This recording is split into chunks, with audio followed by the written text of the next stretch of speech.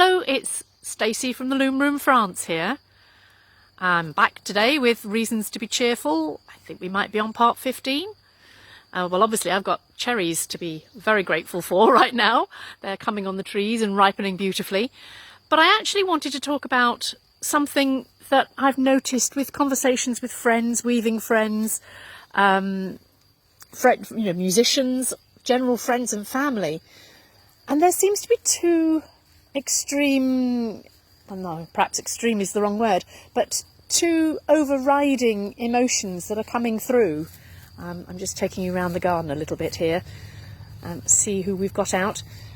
And one of those is motivation or lack of motivation. Quite a few people are finding that getting motivated is incredibly difficult right now. And they just can't do it. They just are feeling spaced out and unable to concentrate. And this is Merlin, totally unable to concentrate.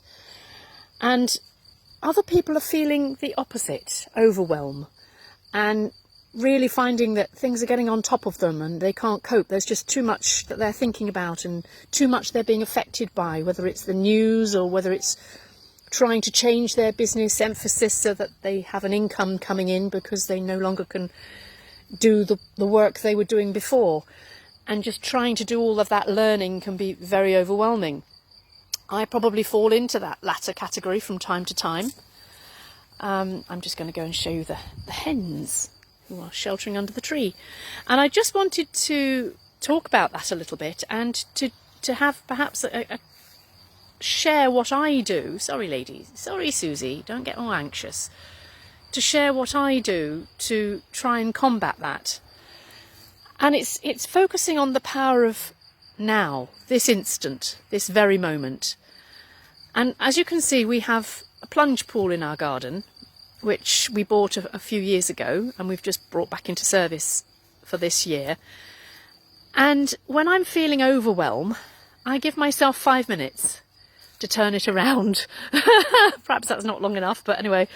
And I come out here and I have a scoop.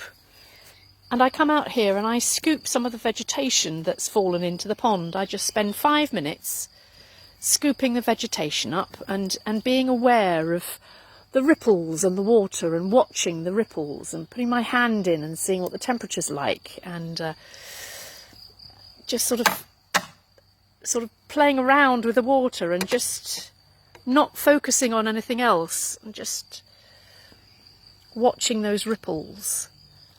Putting my hand in, feeling the temperature, feel the water, being aware of how the water is interacting with my skin, listening to the pump, seeing the water shushing around, hearing the birds, and breathing.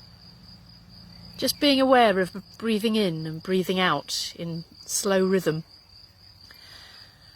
And that usually helps me to stay centred, to calm those feelings of overwhelm, to just sort of draw breath and think that actually right now, in this very minute, right now, I'm okay. I'm breathing, I'm alive, I'm relatively healthy. I might have a niggling ache or pain, but I'm healthy. And my folks closest to me are doing all right. I checked up with my dad last night. He's in glorious isolation in Scotland. He's okay. And really focusing on the positive things that, I can focus on, that I can do something about, that I can appreciate.